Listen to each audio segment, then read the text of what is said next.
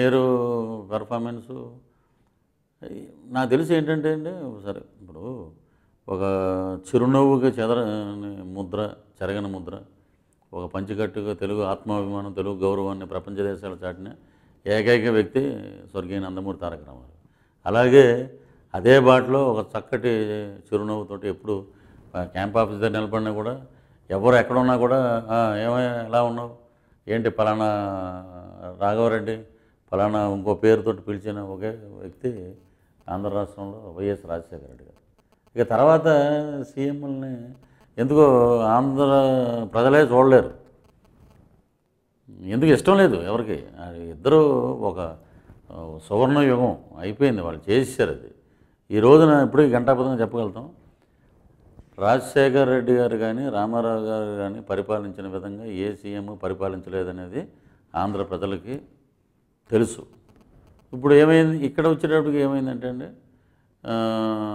మన పెద్ద వేరియేషన్ ఏమి లేదు గవర్నమెంట్కి. ఏదో ఒక 2% అంతేనండి మొన్న ఎలక్షన్లో. అదే నేరో మార్జిన్ ఇది పెద్ద హ్యూజ్ మార్జిన్ ఏం కాదు.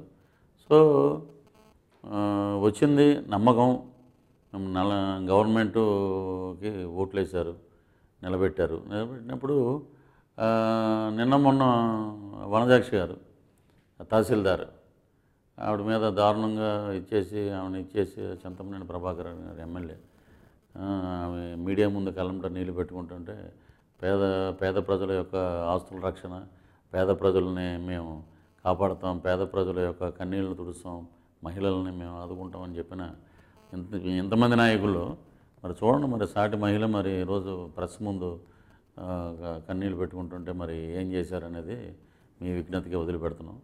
సో గవర్నమెంటు సంవత్సరం అయినట్టు కూడా వచ్చేసింది, అప్పుడే సంవత్సరం అయిపోయింది, ఎక్కడ సమస్యలు అక్కడే ఉన్నాయి. ఈ సమస్యలు పరిష్కరించకపోతే ప్రజలు చూసుకుంటారండి, మనం ఏం చెప్పక్కర్లేదు. ప్రజలు మనకన్నా బాగా తెలివితేటలు గలరు, ఎవరిని ఎక్కడ పెట్టాలో అక్కడ పెడతారు. ఏం మాట్లాడినా జగన్మోహన్ రెడ్డి గారికి ఏం తెలుసు, జగన్మోహన్ రెడ్డి ఏం తెలుసు. అసెంబ్లీలో మీకు ఎప్పుడు ఏ సెషన్ జరిగినా కూడా జగన్మోహన్ రెడ్డికి ఏం తెలుసు, నిన్నగాక మొన్న ఎమ్మెల్యే అయ్యాడు, నిన్నగాక మొన్న ఎంపీ అయ్యాడు. ఎవరైనా స్టార్టింగ్ నుంచి అదే అండి, సమస్యల మీద ఆయన కూర్చుని సమస్యల మీద పోరాడితే నీ చరిత్ర అలాంటిది. ఆయన పెద్ద ఆయన ఎక్కడున్నా ఆయన అసలు ఆయన పేద ప్రజల కోసం కష్టపడిన వ్యక్తి రాజశేఖర రెడ్డి గారిని